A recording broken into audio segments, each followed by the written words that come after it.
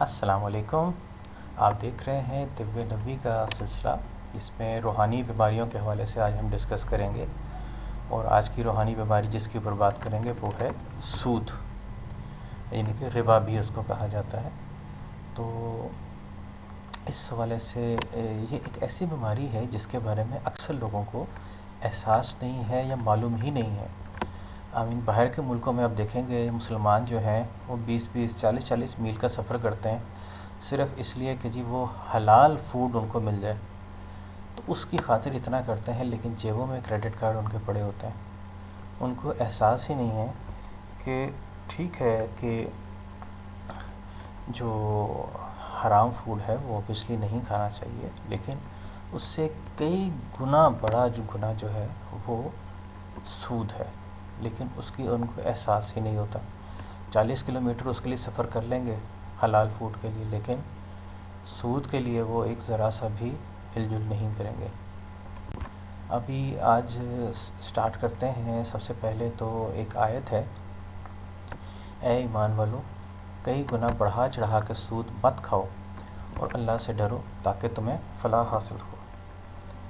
ایک اور جگہ پر آیت ہے کہ اللہ سود کو مٹاتا ہے اور صدقات کو بڑھاتا ہے، اور اللہ ہر اس شخص کو ناپسند کرتا ہے جو ناشکرا اور گناہگار ہو۔ اسی طریقے سے ایک اور جگہ پہ فرمان ہے، اور یہ جو تم سود دیتے ہو تاکہ وہ لوگوں کے مال میں شامل ہو کر بڑھ جائے، تو وہ اللہ کے نزدیک بڑھتا نہیں ہے، اور جو زکوٰۃ تم اللہ کی خوشنودی حاصل کرنے کے ارادے سے دیتے ہو تو وہ لوگ بھی ایسا کرتے ہیں۔ تو جو لوگ بھی ایسا کرتے ہیں وہ ہیں جو اپنے مال کو کئی گنا بڑھا لیتے ہیں، یعنی کہ سود لینے سے مال دیکھنے میں شاید بڑھتا ہو لیکن اصل میں گھٹ جاتا ہے، اور زکوٰۃ دینے سے دیکھنے میں شاید آپ کا مال کم ہوتا ہے لیکن اصل میں وہ بڑھ جاتا ہے۔ اسی طریقے سے ایک صحیح حدیث ہے کہ رسول اللہ صلی اللہ علیہ وآلہ وسلم نے فرمایا، بے شک سود اگرچہ زیادہ ہو، بہرحال اس کا انجام قلت ہی ہے، اور اللہ تعالیٰ نے فرمایا ہے اللہ تعالیٰ سود کو مٹاتا ہے اور صدقے کو بڑھاتا ہے۔ ایک اور حدیث ہے کہ نبی اکرم صلی اللہ علیہ وآلہ وسلم نے فرمایا، جس نے بھی سود سے مال بڑھایا اس کا انجام یہ ہوتا ہے کہ اس کا مال گھٹ جاتا ہے۔ اور ایک اور آیت ہے کہ اور سود لیا کرتے تھے حالانکہ انہیں اس سے منع کیا گیا تھا، اور لوگوں کے مال ناحق طریقے سے کھاتے تھے۔ ان میں سے جو لوگ کافر ہیں ان کے لیے ہم نے ایک دردناک عذاب تیار کر رکھا ہے۔ عذاب کے حوالے سے ایک حدیث ہے، صحیح حدیث ہے، نبی کریم صلی اللہ علیہ وآلہ وسلم نے فرمایا، جس رات مجھے معراج کرائی گئی میں نے ایک آدمی دیکھا، وہ ایک نہر میں تیر رہا تھا اور اس کے منہ میں پتھر پھینکے جا رہے تھے۔ میں نے پوچھا یہ کیا ہے؟ مجھے کہا گیا کہ یہ سود خور ہے۔ ایک اور حدیث ہے کہ رسول اللہ صلی اللہ علیہ وآلہ وسلم نے سود کھلانے والے پر لعنت کی۔ میں نے پوچھا، راوی نے پوچھا اس کے لکھنے والے اور دونوں گواہوں پر بھی؟ تو انہوں نے کہا ہم صرف وہ حدیث بیان کرتے ہیں جو ہم نے سنی۔ لیکن سیم حدیث ایک اور راوی کے تھرو جو ہے اس میں ہے کہ رسول اللہ صلی اللہ علیہ وآلہ وسلم نے سود کے کھانے والے پر، کھلانے والے پر اور اس کی گواہی دینے والے پر، اس کا حساب لکھنے والے پر لعنت بھیجی ہے۔ تو آج کل کے دور میں اگر ہم دیکھیں تو بینک کار خاص طور پہ جو ہے وہ کھاتے دار، وہ بھی بینک والے، وہ بھی سیٹھ صاحب جو اس بینک کے مالک ہیں، اور اس کے بعد گواہی دینے والے اور حساب کتاب لکھنے والے، تو یہ سب ایسے ہیں کام جس پہ کہ اللہ تعالیٰ نے لعنت بھیجی ہے۔ حکومت نے پرائیویٹ جو سود کا کام کرنے والے تھے ان پہ تو پابندی لگا دی ہے، لیکن جو بڑے بڑے ادارے کھلے ہوئے ہیں ان کو بھی یا تو پابندی لگائے یا اسلامک بینکاری میں ان کو کنورٹ جلد از جلد کیا جائے تاکہ وہ اس لعنت سے بچ سکیں۔ ایک اور صورت میں ایک یہ آیت ہے، جو لوگ سود کھاتے ہیں وہ قیامت میں اٹھیں گے تو اس شخص کی طرح اٹھیں گے جسے شیطان نے چھو کر پاگل بنا دیا ہو۔ یہ اس لیے ہوگا کہ انہوں نے کہا تھا کہ بے بھی تو سود ہی ہے کی طرح ہوتی ہے، حالانکہ اللہ نے بے کو حلال کیا ہے اور سود کو حرام قرار دیا ہے۔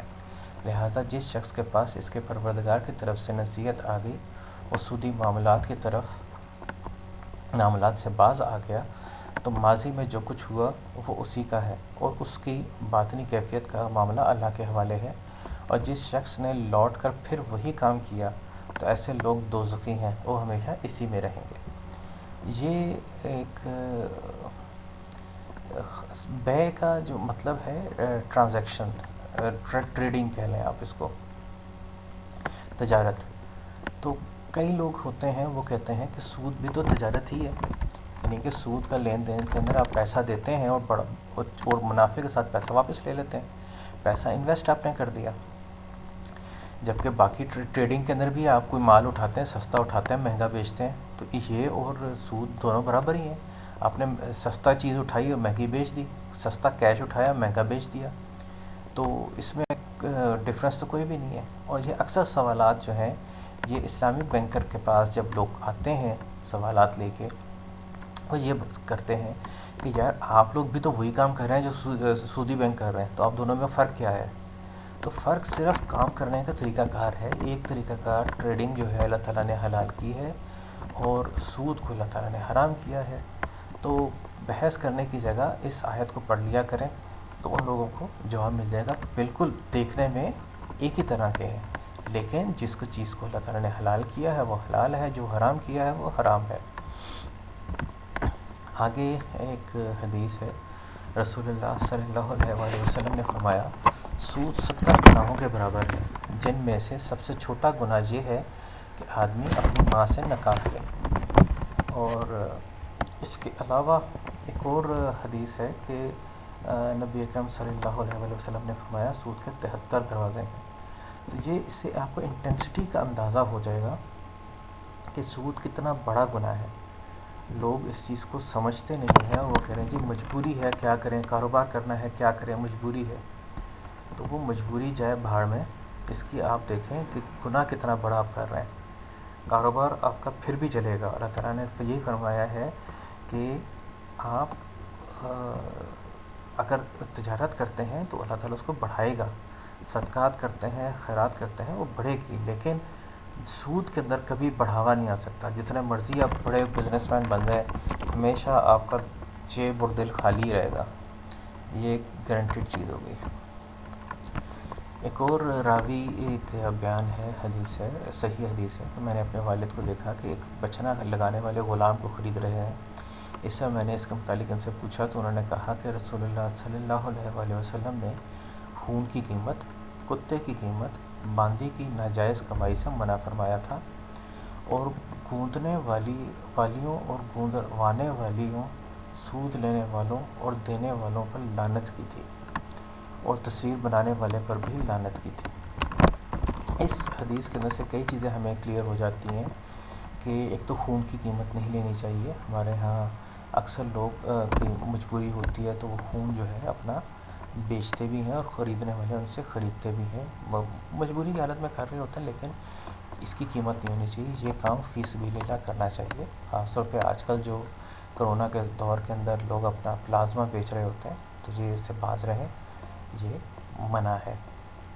اس کے علاوہ کتے کی قیمت جو ہے وہ ایک جانور ہے جو کہ ناپسندیدہ ہے، گھر میں نہیں رکھنا چاہیے انٹل انلیس کہ آپ کو مویشیوں کی حفاظت کے لیے چاہیے یا شکار کے لیے چاہیے، اس کے علاوہ اس کی ممانعت ہے۔ تو ایسے جانور کو رکھنا اور اس کی قیمت وصول کرنا وہ بھی منع ہے۔ باندیوں کا کانسیپٹ تو ختم ہو چکا ہے، ایک زمانے میں غلامی وغیرہ ہوتی تھی، تو اس کو خیر سائڈ پہ کرتے ہیں۔ سود کا ہمارا مین ٹاپک کہ سود والا لینے والا پر بھی اللہ تعالیٰ نے اس میں بھی لعنت اس میں ہے، اور تصویر بنانے والے پر بھی، یعنی کہ جو تصویریں بناتے ہیں، پینسل ڈرائنگ ہے یا پینٹنگ ہے، لیکن کسی جاندار کی تصویر بناتے ہیں، اس پر بھی لعنت ہے۔ یہ جو ہم فوٹوگرافی کرتے ہیں یہ تو ظاہر مرر امیج ہے، اس کی ایک سپریٹ تعویلات ہیں، مختلف علماء کے مختلف خیالات ہیں، لیکن میجورٹی کے ایگری کرنا ہے کہ یہ ڈفرینٹ چیز ہے، اور جو پینٹنگ ہے یا ڈرائنگ ہے وہ ایک ڈفرینٹ چیز ہے، وہ منع ہے، اس پہ لعنت کی گئی ہے۔ دوسرا ایک اور حدیث ہے کہ عمر بن خطاب رضی اللہ عنہ سے سنا، وہ رسول اللہ صلی اللہ علیہ وآلہ وسلم سے نقل کرتے تھے کہ آپ صلی اللہ علیہ وآلہ وسلم نے فرمایا، سونا سونے کے بدلے میں خریدنا سود میں داخل ہے مگر یہ کہ نقد نقد ہو، گیہوں گیہوں کے بدلے میں خریدنا بیچنا سود میں داخل ہے مگر یہ نقد نقد ہو، کھجور کھجور کے بدلے میں سود ہے مگر یہ کہ نقد نقد ہو، جو کے بدلے میں سود ہے مگر یہ کہ نقد نقد ہو۔ مقصد بیسیکلی یہ ہے کہ یہ بھی لوگوں نے ایک لون ٹرانزیکشن اس طرح ڈیزائن کی ہوئی تھی۔ مثال کے طور پہ کسی نے 1 تولہ سونا جو ہے وہ مارکیٹ میں 80 ہزار روپے کا ایک دکاندار سے خریدا، کہ اس نے دکاندار سے خریدا اور اس کو اسی دکاندار کو واپس بیچ دیا، اس کو واپس بیچا 70 ہزار کا خریدا ہے تو اس کو 60 ہزار کا واپس بیچ دیا۔ اب 60 ہزار تو اس نے فوری طور پہ بندے کے حوالے کر دیے، لیکن جو 70 ہزار تھے وہ ادھار کی صورت میں تھے، یعنی کہ وہ 1 سال کے اندر اس نے اس کا 70 ہزار روپے کا وہ سونا خریدنا تھا، لیکن وہ سونا خریدتے ساتھ ہی اس نے 60 ہزار کا بیچ کے پیسے لے لیے اور اس کو اپنے جو بھی اس کی ضرورت تھی اس کو اس نے پورا کرنے کی کوشش کی۔ تو یہ بیسیکلی ایک لون ٹرانزیکشن جنریٹ کرنے کی کوشش تھی، جس کو کہ منع فرمایا گیا ہے کہ سیم کموڈیٹیز کے اندر آپ ٹرانزیکشن نہیں کر سکتے۔ ہاں اس میں لون جنریشن کے لیے اس کو آپ استعمال نہیں کر سکتے۔ ایک اور حدیث میں ہے کہ اے نبی اکرم صلی اللہ علیہ وسلم نے فرمایا، گیہوں کو گیہوں کے بدلے میں بیچنا سود ہے لیکن یہ کہ سودا ہاتھ ہاتھ ہو، جو کے بدلے میں بیچنا سود ہے لیکن یہ کہ ہاتھ ہاتھ ہو، اور کھجور کے بدلے میں بیچنا سود ہے لیکن یہ کہ سودا ہاتھ نقد نقد ہو۔ تو آپ ایک چیز بیچ کے دوسری خریدتے ہیں وہ تو ٹھیک ہے، لیکن اگر ٹرانزیکشن اس کو لون کے لیے صورت میں آپ کنورٹ کرتے ہیں تو وہ سود میں آ جاتی ہے۔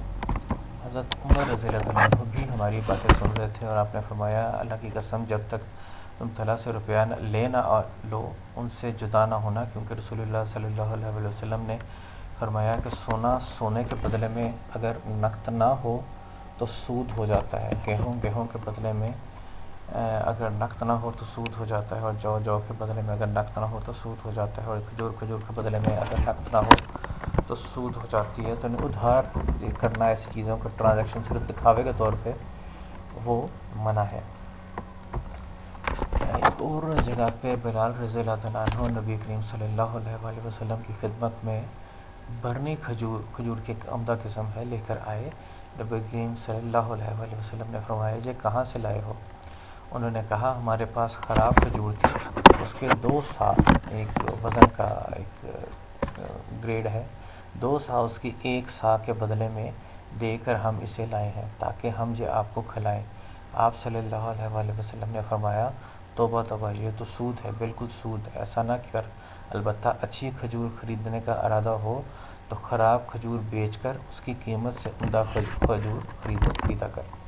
مقصد یہ ہے کہ آپ کے پاس ایک ہی طرح کی کموڈیٹیز ہیں، ایک اچھی کوالٹی ہے اور ایک بری کوالٹی ہے، تو آپ یہ نہیں کر سکتے کہ ایک کی جو بری کوالٹی ہے اس کی آپ زیادہ وزن کے ساتھ دے دیں اور تھوڑے وزن والا اچھی کوالٹی کی چیز لے لیں۔ وہاں پہ آپ کو بیسٹ طریقہ جو ہے وہ کورس آف ایکشن وہ یہ ہے کہ آپ اس چیز کو مارکیٹ میں بیچیں جو ہلکی کوالٹی کی ہے، اس کے پیسے لیں، اس پیسے سے پھر جتنے بھی آپ کی اچھی کوالٹی والی چیز آتی ہے اس کو آپ خرید لیں، تو پھر ٹھیک ہے، ادروائز نہیں، آپ اس کو ٹرانزیکشن نہیں کر سکتے۔ ایک اور روایت ہے کہ رسول اللہ صلی اللہ علیہ وآلہ وسلم نے فرمایا، مختلف چیزوں کے تبادلے میں جو 10 بدست ہوں اس میں سود نہیں ہے۔ ایک اور حدیث ہے، رسول اللہ صلی اللہ علیہ وآلہ وسلم نے فرمایا، جو تجارت 10 بدست ہو اس میں کوئی سود نہیں ہوتا، یعنی سود صرف ادھار میں ہوتا ہے۔ ایک روایت میں ہے کہ رسول اللہ صلی اللہ علیہ وآلہ وسلم نے فرمایا، سود ادھار میں ہوتا ہے۔ یہ ٹرانزیکشن تو پہلے بھی میں آپ کو ایک مثال دے کے سمجھا چکا ہوں۔ اچھا، ایک اور چیز ہے کہ ایک شخص نے اپنا سامان دکھا کے اللہ کی قسم کھائی کہ اسے اس سامان کا اتنا روپیہ مل رہا تھا، حالانکہ اتنا نہیں مل رہا تھا۔ اس پر یہ آیت نازل ہوئی کہ جو لوگ اللہ کے عہد اور اپنی قسموں کے ذریعے تھوڑی قیمت حاصل کرتے ہیں، اس پہ ابن اوفی رضی اللہ تعالیٰ عنہ نے کہا کہ گاہکوں کو پھنسانے کے لیے قیمت بڑھانے والا سود خور کی طرح قائم ہے۔ تو اکثر آپ نے دیکھا ہوگا، ہم کوئی چیز بیچنے جاتے ہیں، خاص طور پہ آپ دیکھیں گے گاڑیاں بیچنے جاتے ہیں اگر آپ مارکیٹ میں، تو کہتے ہیں یار اتنی قیمت تو میری لگی ہوئی ہے، اس سے اوپر اگر آپ نے دینا ہے تو دے دیں، تو وہ جھوٹ بول رہے ہوتے ہیں۔ تو ایسی چیز نہیں کرنی چاہیے۔ جھوٹ بولنے سے ایک تو گناہ اپنی جگہ، لیکن وہ سود خور کی طرح خائن شمار ہوتا ہے، یعنی کہ سیم کیٹیگری کا وہ گناہ ہے۔ تو جھوٹ بول کے اپنا مال نہیں بیچنا چاہیے، یہ نہیں بتانا چاہیے کہ جی جھوٹی قسمیں کھا کے مال نہیں بیچنا چاہیے۔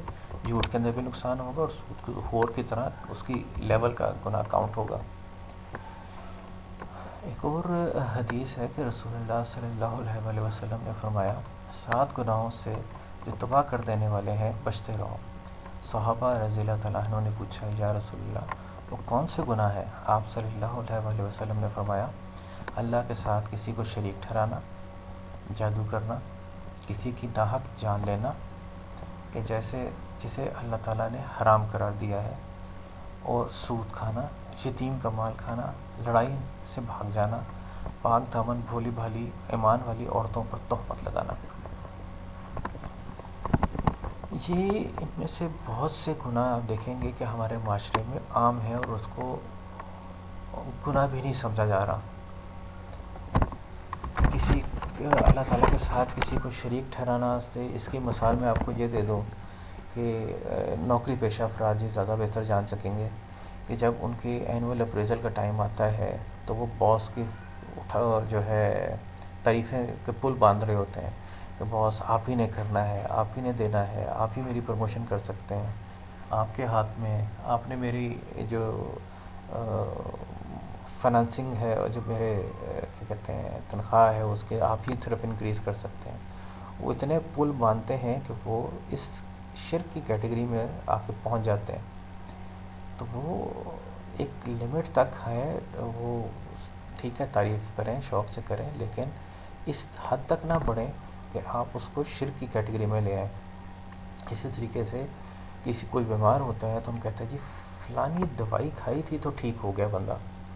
تو بھائی اللہ تعالیٰ نے صحت دینی ہے، دوائی نے نہیں دینی، دوائی تو ایک ذریعہ ہوتا ہے، تو صحت دینے والا تو اللہ تعالیٰ ہے۔ تو وہ جو کیا کہتے ہیں کریڈٹ ہے اللہ تعالیٰ کا، وہ آپ نہ سائڈ پہ کریں، آپ ٹھیک ہے دوائی کی تعریف ضرور کریں کہ بھائی اس دوائی کھانے سے اللہ تعالیٰ آرام جلدی دے دیتا ہے۔ تو وہ ہے بہت سے معاملات کے اندر ہم لوگ اللہ کے ساتھ ضروری نہیں کہ بت ہی بٹھائیں گے تو وہ شرک ہوگا، اور بہت سے معاملات کے اندر ہم اس لیول اس کیا کہتے ہیں بارڈر لائن کو کراس کر جاتے ہیں۔ جادو کرنا، جادو تو ہمارے معاشرے میں ایسے عام ہوا ہے جیسے کہ ہم اور کوئی کام ہی نہیں کرتے۔ اب جی ٹی روڈ پہ نکل جائیں، یہاں سے لاہور تک ہی صرف ٹریول کر لیں تو آپ کو بات پتہ چل جائے گا کہ کتنے جادوگر پاکستان میں بیٹھے ہوئے ہیں۔ تو وہ جگہ جگہ دکانیں کھولی ہوئی انہوں نے، اور کوئی ان کو روکنے والا نہیں ہے۔ حالانکہ ایک اسلامی ملک ہے، یہاں پر تو چھپ کے پتہ نہیں 7 پردوں کے پیچھے چھپ کے کوئی جادو کر رہا ہو تو کرنا چاہیے۔ یہاں تو کھلے عام دکانیں کھولی ہوئی ہیں اور بڑے بڑے اشتہار لگائے ہوئے ہیں، اور اخباروں کے اندر بڑے بڑے پیجوں کے اشتہار آتے ہیں۔ پچھلے دنوں تو کیبل پہ بھی اشتہار آتے ہیں، شکر ہے وہ رک گئے، لیکن پوچھنے والا کوئی نہیں ان کو۔ دوسرا نیکسٹ ہے جی کہ کسی کی جان لینا، تو یہاں تو آج کل تو خیر جان لینا تو مسئلہ ہی کوئی نہیں، جب سے پستول وغیرہ آئی ہے تب تو جان لینا بہت ہی آسان ہے، البتہ انگلی ہلاؤ تو بندہ فارغ ہو جاتا ہے۔ اور ٹھیک مین شہروں کے اندر تو شاید اتنا زیادہ نہیں، لیکن بہرحال بلا وجہ لوگوں کی جان لینا جو ہے یہ طاقتور جتنے بھی ہمارا طبقہ ہے اس کے لیے کوئی اتنا وہ مشکل کام نہیں ہے، نہ اس کو وہ برا سمجھتے ہیں۔ سود کھانا یہ تو خیر ہمارے یہاں بہت ہی عام ہے، ہمارے اتنے بڑے بڑے بینکس کھلے ہوئے ہیں، اور ٹھیک ہے وہ آہستہ آہستہ اسلامک بینکنگ کی طرف آ رہے ہیں، لیکن ابھی بھی بہت ہیں، اور ایک عام چیز جو بنی ہوئی ہے۔ اور یتیم کا مال کھانا، لڑائی سے بھاگ جانا، ابھی تک تو خیر اتنا کوئی خاص موقع نہیں ملا، لیکن اب جو آج کل حالات بنے ہوئے ہیں انڈیا کے ساتھ، امید ہے کہ موقع آئے گا، پھر دیکھتے ہیں۔ بس خیال رکھنا کہ بھاگنا نہیں ہے، ورنہ یہ بھی گناہ کبیرہ میں شامل ہوگا۔ اور تہمت لگانا، یہ اکثر جو لوگ ہیں نوجوان، وہ ایسی حرکتیں کر جاتے ہیں انجانے میں، اس سے باز رہنا چاہیے۔ ایک اور حدیث ہے، نبی صلی اللہ علیہ وسلم نے فرمایا کہ جس شخص نے اپنے بھائی کی سفارش کی اور اس کے لیے اس سفارش پر کوئی تحفہ لایا اور اس نے قبول کر لیا، تو یہ سود کے دروازوں میں سے ایک بہت بڑے دروازے پر آ گیا۔ تو پیارے بھائیوں، آپ کسی سے کوئی کام کرواتے ہیں یا کسی کا کام کوئی کرتے ہیں تو براہ مہربانی کوئی تحفہ نہ لیا کریں، یہ سود کی کیٹیگری میں فال کر جاتا ہے۔ ہمارے ہاں سرکاری افسران جو ہیں وہ کسی کا کوئی کام کر دیں تو دوسرے لوگ اس کے لیے کیک لے کے جاتے ہیں یا کچھ چیزیں ایسے لے کے جاتے ہیں، تو یہ تو سود کی کیٹیگری میں فال کر جائے گا۔ ایک اور حدیث اسی سے ریلیٹڈ ہے، میں مدینہ منورہ، جو راوی ہے وہ کہہ رہا ہے کہ میں مدینہ منورہ میں حاضر ہوا تو میں نے عبداللہ بن سلام رضی اللہ تعالیٰ عنہ سے ملاقات کی۔ انہوں نے کہا، اور تمہیں ستو اور کھجور کھلاؤں گا، اور تم ایک باعظمت مکان میں داخل ہو گئے کہ رسول اللہ صلی اللہ علیہ وآلہ وسلم بھی اس میں تشریف لے گئے تھے۔ پھر آپ صلی اللہ علیہ وآلہ وسلم نے فرمایا، تمہارا قیام ایک ایسے ملک میں ہے جہاں سودی معاملات بہت عام ہیں۔ اگر تمہارا کسی شخص پر کوئی حق ہو، پھر وہ تمہیں ایک تنکے یا جو کے ایک دانے یا گھاس کے برابر بھی ہدیہ دے تو اسے قبول نہ کرنا، کیونکہ وہ بھی سود ہے۔ تو بھائیوں، ہم تو یہاں پہ کہہ رہے تھے کہ کوئی کام کر دیں تو اس سے شکریہ کے لیے اس کا کیک لے جائیں یا اس کا کوئی تحفہ تھوڑا بہت لے جائیں، تو یہاں تو تنکے کے برابر کہہ لو کہ گھاس کے برابر بھی اگر کوئی ہدیہ دے تو وہ سود میں آ جاتا ہے۔ تو براہ مہربانی اس حوالے سے اگر آپ کسی کی فیور کرتے ہیں تو پھر اس سے آپ بھاگیں، دور بھاگیں کہ وہ کہیں آپ کو کوئی ہدیہ نہ دے دے، کیونکہ ہدیہ دے دیا تو وہ سود کی کیٹیگری میں آ گیا۔ آپ نے کسی پر کوئی احسان کرنا ہے تو فی سبیل اللہ کرے، اس سے کوئی چیز ان ریٹرن نہ مانگیں، اگر وہ دے بھی تو مت لیں، کیونکہ آپ نے اگر کوئی نیک کام کرنا ہے، کسی کی سفارش کرنی ہے، کسی کا کوئی مسئلہ حل کرنا ہے، تو وہ صرف اللہ تعالیٰ کی خوشنودی حاصل کرنے کے لیے آپ کام کریں، اس کا ریٹرن آپ کوئی نہ ایکسپیکٹ کریں، نہ کسی کام کی صورت میں ریٹرن وہ کوئی آپ کا کام کرے یا کوئی آپ کو کوئی تحفہ دے یا کوئی چیز دے، تو اس چیز کو اوائڈ کریں۔ یہ سود کی کیٹیگری میں آتا ہے۔ حالانکہ عام طور پہ سود صرف یہ سمجھا جاتا ہے کہ جی پیسے دیے اور زیادہ پیسے واپس لے لیے، یا پیسے کا کرایہ آپ آسان الفاظ میں کہہ لیں تو سود ہے۔ تو یہاں تو بہت سی قسم کی سود آپ کو آج مختلف حدیث اور آیتوں کی صورت میں آپ کو میں نے بیان کیے ہیں، تو ذرا خیال رکھا کریں۔ ایک اور حدیث ہے، نبی صلی اللہ علیہ وآلہ وسلم سے سنا، آپ منبر پر فرما رہے تھے کہ 7 کبیرہ گناہوں سے بچو، لوگ خاموش رہے۔ کوئی شخص نے بولا، آپ نے فرمایا کہ تم مجھ سے ان کے بارے میں سوال نہیں کرو گے؟ تو انہوں نے فرمایا کہ اللہ کے ساتھ شرک کرنا، کسی کی جان کو قتل کرنا، مقابلے سے فرار ہونا، یتیم کا مال کھانا، سود کھانا، پاک دامن عورت پر تہمت لگانا اور ہجرت کے بعد واپس چلے جانا۔ یہ بھی وہی اسی طرح کی ایک حدیث ہے جو پہلے میں بیان کر چکا تھا۔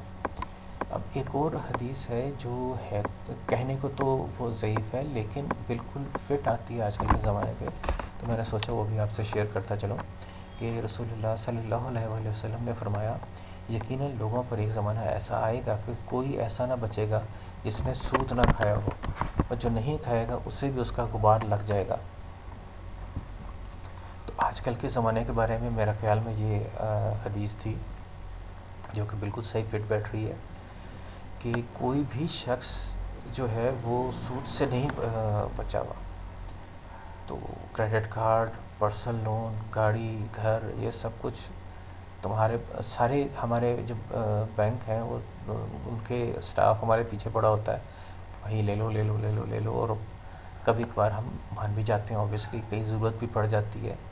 تو میرا خیال میں اس پہ جتنا اوائڈ کیا جا سکے وہ ہم کر سکتے ہیں۔ بچنا جو ہے وہ تو ناممکن سی بات ہے، لیکن جتنا کوشش کر سکتے ہیں، نیتوں کا حال تو اللہ تعالیٰ جانتا ہے، اللہ تعالیٰ محفوظ رکھے، ہماری نیت کو جانتا ہے کہ ہم نہیں لینا چاہ رہے تھے، تو سارے بچ تو نہیں سکتے اس سے ہم، لیکن یہ کر سکتے ہیں کہ ہم اسلامک بینکوں کے ساتھ کاروبار اپنا کر لیں، کریڈٹ کارڈ جو ہے ان کو ختم کریں، پرسنل لون ان کو ختم کریں، اور جلد از جلد اس لعنت سے اپنے آپ کو چھڑائیں، اور آئندہ کے لیے ہم توبہ کر لیں۔ باقی جو ہے اس کا غبار لگ جائے گا تو یہ بالکل ہر شخص کو لگے گا، جب تک ہماری جیبوں میں کرنسی نوٹس ہیں تو ہم غبار تو ہمیں لگتا ہی رہے گا۔ کرنسی نوٹ ہمارے پاس ہے تو وہ بھی سود ہی ہے۔ تو یا تو یہ کہ یہاں پہ درہم و دینار کا سسٹم نظام آ جائے پاکستان میں، تو اس کے لیے تو پھر حکومتی لیول پہ کچھ کرنا پڑے گا۔ جب تک آپ کو حکومت کے لیول پہ ہم کچھ انفلوئنس نہیں کر پاتے تب تک کرنسی نوٹس کو تو برداشت کر لیں، لیکن جہاں پہ ہم اوائڈ کر سکتے ہیں وہ تو کریں۔ ہم جو ہے سودی بینکوں میں اکاؤنٹ نہ رکھیں، اسلامک بینکوں میں شفٹ کر لیں۔ ہم کریڈٹ کارڈ جتنا بیلنس ہے اس کو پے آف کریں اور اس سے جان چھڑائیں۔ پرسنل لون اگر لیا ہوا ہے تو اس کو پے آف کریں جتنا جلد ہو سکے اور اس سے جان چھڑائیں۔ گاڑی آپ کو چاہیے، آپ گھر چاہیے، آپ اسلامک بینک سے پیسے لیں، وہاں سے اپنی ضرورت کو پورا کریں۔ ضرور آپ نے سودی بینک سے ہی لینا ہے، وہی آپ کو صرف مسئلے کا حل کر سکتے ہیں۔ اسلامک بینک بھی تو موجود ہے اور وہ اسلامی کی شریعہ کے اصولوں کے مطابق چل رہے ہیں۔ اور یہ جتنے سودی بینک ہیں ان کو بھی اسٹیٹ بینک نے مجبور کیا ہوا ہے کہ اپنی کوئی نہ کوئی ونڈو کھولیں۔ اگر آپ کو یہ سودی بینک بہت ہی پسند ہے، ان کے پیار میں آپ ڈوبے جا رہے ہیں، آپ کو کسی اسلامک بینک پہ جانے سے گھن آ رہی ہے، تو براہ مہربانی ان کی جو اسلامک ونڈوز ہے وہاں پر ہی اپنا ضرورت پوری کر لیں۔ ضرور اپنے جو ہے سودی بینک کے اندر ہی جا کے سارے اپنے کام کرنا ہے، گاڑی ادھر سے لینی ہے، گھر ادھر سے لینا ہے، اکاؤنٹ ادھر ہی کھولنا ہے۔ ان کے پاس بھی تو اسلامک ونڈوز موجود ہیں۔ گو کہ میری اس بارے میں بڑی ریزرویشن ہے کہ صرف وہ تو صرف دکھاوے کے طور پر انہوں نے ایک کام کیا ہوا ہے، لیکن چلے دکھاوے کے ہی صحیح، آپ کو بہت پیار محبت ہے ان سودی بینکوں سے، آپ ادھر ہی جائیں ان کے، لیکن اسلامک ونڈوز پہ چلے جائیں۔ بہتر تو یہ ہوتا ہے کہ آپ ایسے بینک میں جائیں تو صرف اسلامک بینک ہو اور اس کے کوئی غیر اسلامی کام نہ ہو، ایسے بینک میں جا کے کام آپ کریں۔ لیکن پھر بھی ہمارے ہاں لوگوں کا شوق ہے جانے کا، تو براہ مہربانی اتنا تو کر لیں کہ ان کو ان کی اسلامک ونڈوز پہ جا کے کام کر لیں۔ جو گاڑی چاہیے، گھر چاہیے، کوئی کرتا چاہیے، آپ کو کاروبار کے لیے کرتا چاہیے، آپ کو اکاؤنٹ کھولنا ہے آپ نے، تو ان کی اسلامک ونڈوز پہ جا کے آپ اپنا کام کر لیں۔ ایک اور حدیث ہے، یہ بھی ضعیف ہے لیکن بالکل صحیح بیٹھ رہی ہے، کہ رسول اللہ صلی اللہ علیہ وسلم نے فرمایا جس قوم میں سود عام ہو جائے اس کو قحط سالی میں مبتلا کر دیا جاتا ہے، اور جس قوم میں رشوت عام ہو جائے اس پر دوسروں کا رعب مسلط کر دیا جاتا ہے۔ قحط سالی مطلب یہ نہیں ہے کہ جس طرح آج کل ٹڈی دل نے حملہ کیا تو اس سال قحط پڑ جائے گا، کہ جس کھانے پینے کو کچھ نہیں ملے گا۔ قحط سالی یہ ہے کہ آپ کی پیسے کی ریل پہ ریل ہے، لیکن پھر بھی ہماری قوم کے اندر کتنے لوگ ہیں جو غریب ہیں، جو بھوکے مر جاتے ہیں۔ وہ تھر کے اپنے حالات سنے ہوں گے کہ لوگ بھوک سے کتنے مر جاتے ہیں، وہاں پہ پانی نہ ملنے کی وجہ سے مر جاتے ہیں۔ تو یہ قحط سالی نہیں تو اور کہ یہ صرف سود کے ہی اثرات ہیں۔ کبھی جب بارش کی ضرورت ہوتی ہے تو خشکی آ جاتی ہے، اور جب خشک موسم کی ضرورت ہوتی ہے تو بارشیں آ رہی ہوتی ہیں۔ جب گندم کی کٹائی تھی اس سال، کتنی بارشیں آئیں، تو کتنا معاملہ خراب ہوا۔ تو یہ اللہ تعالیٰ کی ناراضگیوں کی ایک نشانیاں ہی ہوتی ہیں، اور سود سے اگر ہم بچیں گے، اللہ تعالیٰ سے توبہ استغفار کریں گے تو ہی ان چیزوں سے بچ سکتے ہیں، اگر ایمان رکھتے ہیں تو۔ اور دوسرا، رشوت جہاں پہ عام ہو جائے تو دوسروں کا رعب مسلط کر دیا جاتا ہے۔ تو ظاہر ہے اب رشوت تو ہمارے ہاں اتنی پھیلی ہوئی ہے کہ کوئی حد نہیں۔ اب تو ہر ڈپارٹمنٹ میں ہر جگہ پہ رشوت چلتی ہے، اور اس کو برا بھی نہیں سمجھا جاتا۔ پہلے زمانے میں لوگ چھپ چھپ کے کام کیا کرتے تھے، اور اب تو کھلے عام کر رہے ہوتے ہیں۔ الحمدللہ ہماری اتنی آمدنی ہو جاتی ہے، بندہ حیران پریشان ہوتا ہے ان کی شکل دیکھ کے، ایسے لوگوں کی۔ تو وہ اسی لیے ہماری قوم پہ دوسری قوموں کا رعب آ گیا پڑا ہوا ہے، جس طرح پچھلے دنوں کچھ عرصہ پہلے مشرف دور کے اندر امریکہ کا رعب ہم پہ پڑا ہوا تھا کہ جب ہمیں پتھر کے دور میں نا بھیج دیں تو چلو جی ان کا ساتھ دے دیں۔ اب انڈیا سے ہم لوگ پریشان ہوئے ہیں، تو وہ رعب جو ہے اس کی پڑنے کی وجہ یہ ہے کہ ہمارے دل مردہ ہو جاتے ہیں، اور رشوت لینے کی وجہ سے ہمارے دل مردہ ہو جاتے ہیں، اس پہ پھر دوسروں کا رعب پڑ جاتا ہے۔ ایک ایک اور حدیث ہے کہ نبی کریم صلی اللہ علیہ وسلم نے فرمایا، اس ذات کی قسم جس کے ہاتھ میں میری جان ہے، میری امت کے کچھ لوگ سخت ترین تکبر، سرکشی، کھیل کود میں رات گزاریں گے۔ وہ صبح کے وقت بندر اور خنزیر ہو جائیں گے، کیونکہ وہ حرام چیزوں اور گانے والیوں کو حلال سمجھیں گے، شراب پئیں گے، سود کھائیں گے اور ریشم پہنیں گے۔ یہ بھی کہنے کو تو ضعیف ہے، لیکن بالکل صحیح فٹ بیٹھ رہی ہے ہماری اشرافیہ پہ، ہمارے کہ پوری مسلم دنیا کے اشرافیہ پہ فٹ بیٹھتی ہے کہ وہ جو ہے تکبر تو خیر ان میں کوٹ کوٹ کے بھرا ہوا ہے۔ آپ ہمارے اپنے سیاستدان دیکھ لیں، وہ ایسے لوگوں کو تھپڑ مار رہے ہوتے ہیں تقریبوں میں اور اس کے اوپر پرچہ بھی نہیں کرتا، مزے کی بات ہے۔ اینی تو وہ اس طرح کے تکبر سے بھرپور تو ہمارے تمام لیڈران ہیں۔ سرکشی بھی ہے کہ وہ بس انہوں نے اسلام سے ہر صورت میں جو ہے اس کے خلاف لڑنا ہے، جنگ کرنی ہے اللہ تعالیٰ کے خلاف، اور کھیل کود میں گزارتے ہیں۔ اور صبح کے وقت جو ہے بندر اور خنزیر بیسیکلی یہ نہیں کہ وہ بندر کی طرح نظر آئیں گے یا خنزیر کی طرح ان کی شکل ہو جائے گی، بیسیکلی ان کی حرکتیں وہ والی ہوں گی، خصلتیں جو بندر کی خصلت ہوتی ہے، خنزیر کی خصلت ہوتی ہے، وہ ان لوگوں میں آ جائے گی، اور وہ آپ کو ایسے لوگ کھلے عام نظر آئیں گے۔ صرف آپ نے تھوڑا سا سر اوپر کر کے اپنے اشرافیہ کی طرف دیکھنا ہے تو وہ آپ کو سارے یہ نشانیاں پوری نظر آئیں گی کہ یہ حدیث بے شک کہنے کو ضعیف ہے لیکن پوری نظر آتی ہے۔ اور گانے والیوں کو تو دیکھیں، ہم قومی اعزازوں سے نوازتے ہیں، ان کو پروٹوکول کیسا ملتا ہے۔ شراب کو ہم نے نام بھی چینج کر دیے ہیں کئیوں کے، تو وہ بھی آرام سے پی جاتی ہیں۔ اب شہد کی بوتلیں یہ المشہور، اور اس کے علاوہ ریشم بھی ایک عام ہو چکا ہے۔ سود تو خیر ہم اسی کا مین ٹاپک ہے۔ ایک اور حدیث ہے، صحیح حدیث ہے کہ قرآن مجید کی سب سے آخر میں نازل ہونے والی آیات سود والی ہیں، لیکن ہوا یوں کہ نبی کریم صلی اللہ علیہ وسلم کی وفات ہوگی اور آپ صلی اللہ علیہ وسلم نے ابھی تک اس کی تفسیر نہیں کی تھی۔ بس سود کو بھی چھوڑ دو اور جس چیز میں سود کا شبہ ہو اس کو بھی چھوڑ دو۔ یہ حضرت سیدنا عمر رضی اللہ تعالیٰ عنہ کا قول ہے، اور انہوں نے یہ حدیث تھی، اس کے آخر میں ان کے یہ اسٹیٹمنٹ آئی تھی۔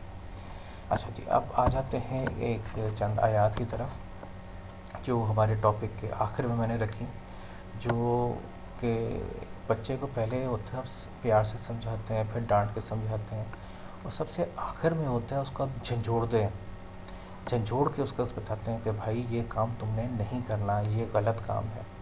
تو یہ آیتیں میں نے سنبھال کے رکھی تھی آخر کے لیے کہ یہ آپ لوگوں کو جھنجھوڑنے کے لیے ہیں کہ ابھی بھی اگر کوئی شک و شبہ آپ کے دماغ میں رہ گیا ہو کہ مجبوری ہے، کاروبار کرنا ہے، سود تو لینا پڑے گا، تو وہ یہ آپ کے لیے میں نے آیتیں سنبھال کے رکھی تھی۔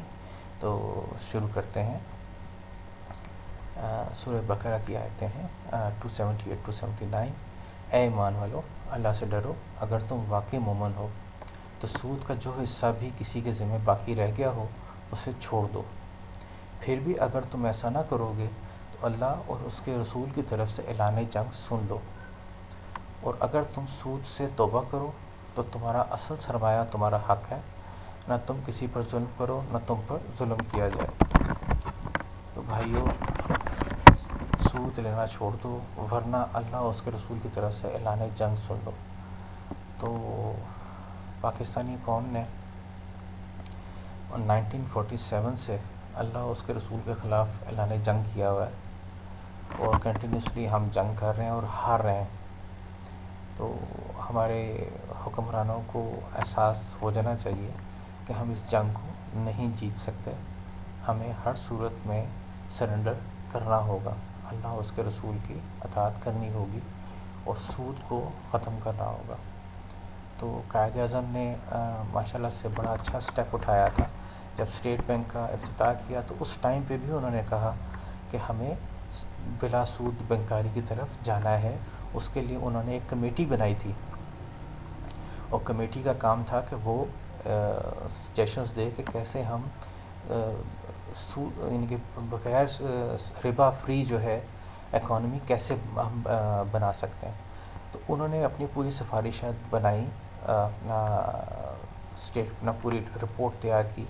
لیکن ہوا یوں کہ جیسا ہمارے اکثر ہوتا رہتا ہے، ہمارے تو خیر پاکستان کی ہسٹری میں کئی ایسے واقعات ہو چکے ہیں کہ اتفاق سے اس وقت قائد اعظم کا انتقال ہو گیا. تو اگلی جو ایڈمنسٹریشن آئی وہ ان کے دلوں کا حال تو خیر اللہ تعالیٰ جانتا ہے وہ کس کے لیے کام کر رہے تھے.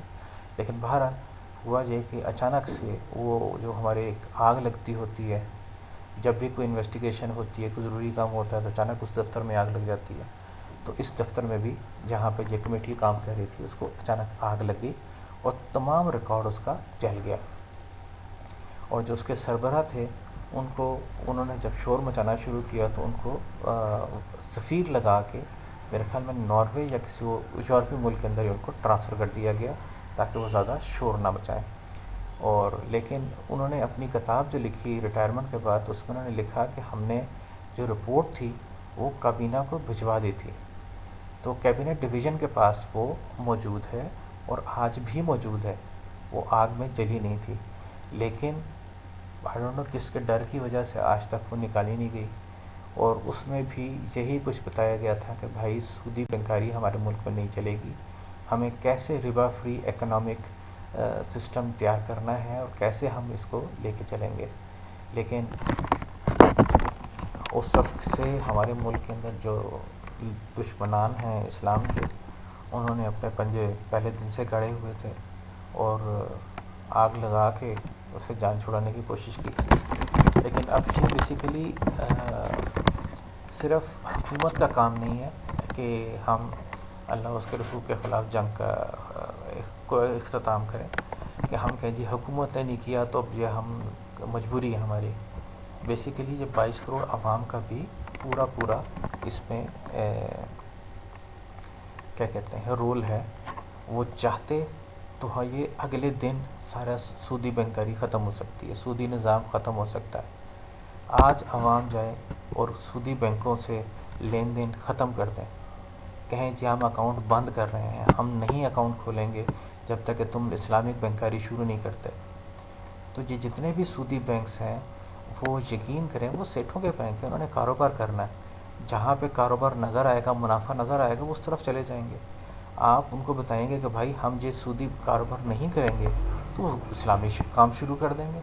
یہ عوام کی وجہ سے بیسیکلی جو سیٹھ جو صاحب ہوتے ہیں یہ ان کا کام ہے منافع کمانا. ان کا اسلام سے یا غیر اسلامی کام سے کوئی لینا دینا نہیں ہوتا، ان کا کام ہے منافع کمانا. تو اگر آپ جو ہیں آج فیصلہ کر لیں کہ آپ جو ہیں سودی بینکاری نہیں کریں گے تو وہ سیٹھ صاحب اپنا کام چینج کریں گے، اگلے دن آپ کو اسلامک بینک شروع ہو جائے گا. جتنے بھی بینکس ہیں وہ انہوں نے ونڈوز رکھی ہوئی اسلامک، صرف اس لیے کہ کوئی گاہک جانے نہ پائے. گاہک آئے گا، جو چیز چاہیے اس کو وہ مل جائے گی. جس کو کریڈٹ کارڈ چاہیے، پرسنل لون چاہیے، وہ آئے ادھر کام کرے. جس کو اسلامک چاہیے اس کے لیے اسلامک ونڈو بھی انہوں نے کھولی ہوئی ہوگی. اگر ایک برانچ کے اندر 5 کاؤنٹر ہیں تو 4 ہوں گے سودی بینکاری کے لیے، ایک اسلامک بینکاری کے لیے رکھا ہوگا. تو وہ بینک جو ہیں وہ عوام کے لیے کام کر رہے ہیں، عوام جو چاہتی ہے اس کو پرووائڈ کرتے ہیں. عوام جو ہے وہ اپنے دلوں کے اندر جو ہے اپنا فیصلہ کرے کہ ہم نے جو ہے اللہ اس کے رسول کے خلاف جنگ نہیں لڑنی، تو وہ جائیں اپنا اکاؤنٹ جو ہے سودی بینک سے نکالیں، اسلامک بینک میں ڈالیں. اور میرے خیال میں کوئی ایک برانچ ہی اگر ہم نے اس طرح بند کرا دی عوام نے تو سارے جو سودی بینک ہیں وہ اگلے دن اعلان کر دیں گے کہ ہم بھی اسلامک بینک ہو گئے ہیں، کیونکہ ان کو تو کاروبار کرنا ہے. تو یہ قصور بیسیکلی ہماری عوام کا ہے کہ ہم لوگ نے سود کو نہیں چھوڑا. ہمیں ان سے پیار محبت بہت زیادہ بڑھا ہوا ہے. ہم جس دن چھوڑ دیں گے تو وہ بینک بھی خود بخود اسلامک ہو جائیں گے. حکومت نے سارے کام نہیں کرنے ہوتے، کچھ کام ہم نے بھی کرنے ہیں. اور اس ویڈیو کا مقصد آپ کو سود سے متعارف کرانا تھا، مختلف قسموں کے بارے میں بتانا تھا، کیونکہ بہت سی ایسی چیزیں ہیں جس کے بارے میں ہمیں معلوم ہی نہیں تھا کہ یہ بھی سود میں فال کرتی ہیں. سود کی بہت آسان ڈیفینیشن جو بتائی جاتی تھی کہ پیسے کے اوپر آپ نے کچھ کرایہ چارج کیا پیسے کا تو وہ سود میں آتا ہے. لیکن جہاں سے تو معلوم ہو رہا ہے کہ اس کی اور بہت سی قسمیں ہیں، جس میں بتایا گیا 72 قسمیں ہیں۔ تو اس میں ایک قسم جو ہے آپ نے جیسا دیکھا کہ ایک سمپل آپ نے کسی کو کوئی اگر کام کیا اور اس نے آپ کو تحفہ دیا اور آپ نے وصول کر لیا تو وہ بھی سود میں آ جاتا ہے۔ تو یہ ان سب چیزوں سے جو ہے اپنا آگاہی حاصل کریں اور جتنا بچ سکتے ہیں اس سے بچیں۔ یہ یقین کیجئے یہ گناہ کبیرہ کے ساتھ بڑے گناہوں کے اندر یہ گناہ بھی شامل ہے۔ جب ہم یہ کام کرنا چھوڑ دیں گے تو پھر اللہ تعالیٰ کی رحمت بھی ہم پر نازل ہوگی انشاءاللہ۔ تو اللہ ہمیں سود سے بچائے۔ اپنا خیال رکھیے، بہت شکریہ۔